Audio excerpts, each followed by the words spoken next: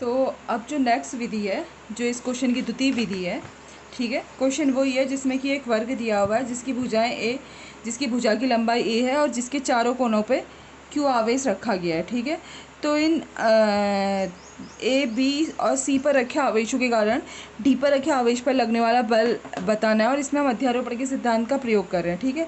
और मैं अभी पीछे एक चीज़ बताना भूल गई थी कि जैसे मैंने वहाँ पर एफ डी सी वगैरह की वैल्यू लिखी थी, मैं वो जो यहाँ पर फिर से लिख दे रही हूँ। F D C equal to कितना था, 1/4 pi epsilon not q square upon a square. लेकिन अगर हम इस बल की दिशा को देखेंगे तो ये क्या होगा, डी सी के सी डी के अनुदिश, ठीक है, सी डी के अनुदिश, क्योंकि हमने परिमाण तो लिखा है, साथ में दिशा भी लिखनी पड़ेगी ना। और इसी के साथ अगर मैं एफ डी ए का मान रखूँगी तो वो भी होगा 1/4 pi epsilon not q square upon a square ही होगा, क्योंकि आवेश सेम है और बीच की दूरी भी यही है। तो इसकी जो दिशा होगी वो क्या होगी, ए डी के अनुदिश, ए डी के अनुदिश, ठीक है। और इसी प्रकार से अगर मैं एफ बी डी का मान रखूँगी, एफ डी बी का मान लिखूँगी तो हो जाएगा 1/4 pi epsilon not q square upon 2a² हो जाएगा। और इसकी दिशा क्या हो जाएगी, बी डी के अनुदिश, ठीक है। क्योंकि वेक्टर क्वांटिटी है तो परिमाण के साथ साथ दिशा बताना ज़रूरी है ना, ठीक है। तो अब यहाँ पर जो द्वितीय विधि है इसमें हम फिर से 11th के कॉन्सेप्ट का यूज़ करेंगे, जिसमें हम जो वेक्टर होता है उसको उसके क्षैतिज और ऊर्ध्वाधर घटक में वियोजित करते हैं। तो मैं आपको पहले एक बार हल्का सा समझा देती हूँ। माना कि ये कोई वेक्टर है, ए वेक्टर, ठीक है। तो इसका हम सपोज ये देखिए एक्स एक्सिस है और ये वाई एक्सिस है, ठीक है ना।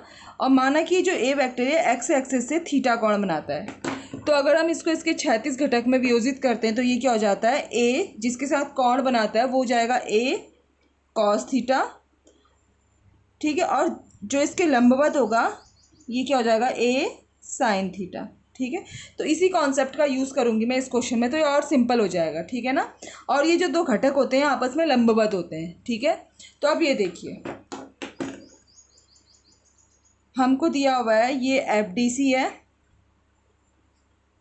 ये एफ डी ए है, ठीक है ना। एफ डी ए वैक्टर, ये एफ डी सी वैक्टर और ये पॉइंट डी है। मैं केवल ये वेक्टर वाला पोर्शन ही उठा रही हूँ, ठीक है। और ये जो इनके मिड पॉइंट पे ये कौन सा वेक्टर है, एफ डी बी वैक्टर है, ठीक है ना। अब देखिए ये एंगल तो पूरा क्या है, 90 डिग्री है, ठीक है।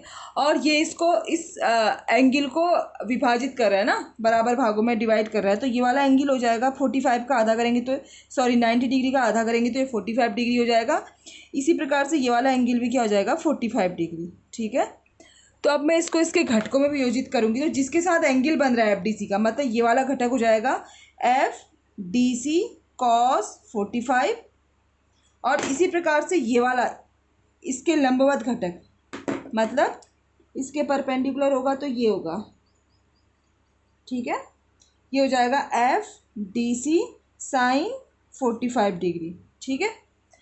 मेन चीज़ है कि बस कुछ नहीं करेगा, इस वेक्टर का क्षैतिज घटक और लंबवत घटक ले लिया है मैंने।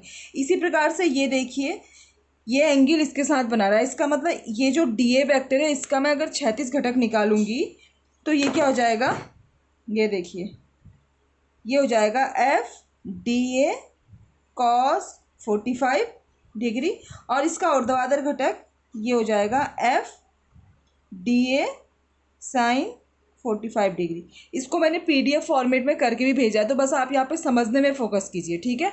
तो पहले मैंने इस वेक्टर का क्षैतिज घटक लिया एफ डी सी का और ऊर्ध्वाधर घटक भी लिया, और उसी प्रकार से मैंने एफ डी ए का भी क्षैतिज घटक लिया और ऊर्ध्वाधर घटक लिया। अब ये वीडियो लेंदी ना बन जाए, इसलिए इसके बाद की प्रोसेस मैं नेक्स्ट वीडियो में एक्सप्लेन करती हूँ।